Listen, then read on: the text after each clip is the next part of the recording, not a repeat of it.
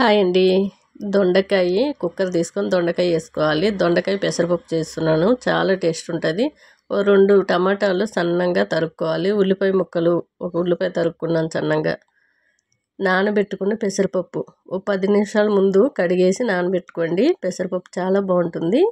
పసుపు, కారము, మీరు ఎంత కారం తింటే అంత వేసుకోండి. రాళ్ళుప్పు, కొద్దిగా కరివేపాకు, కొంచెం వాటర్ వేస్తున్నాను. టమాటా వాటరు, కొద్దిగా వాటర్ వేస్తే ఉడికి చాలా బాగుంటుంది.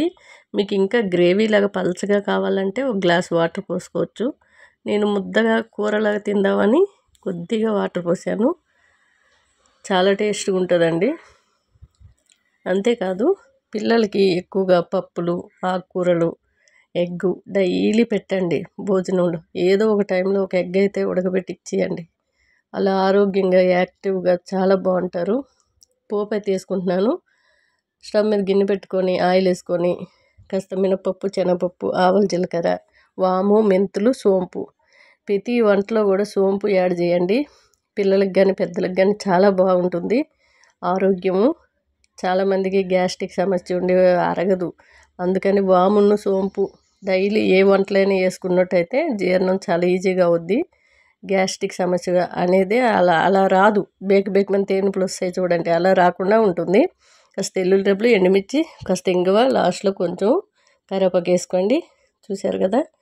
ఈ కుక్కర్ 1 కేజీ వచ్చాక దింపేసుకున్నట్టయితే ఇలా అవుద్ది, ముద్దగా పప్పులాగా.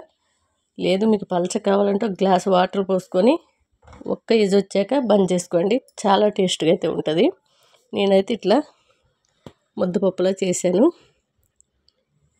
పిల్లలకి ఎప్పుడూ కూడా కోపంతో ఏది చెప్పకండి.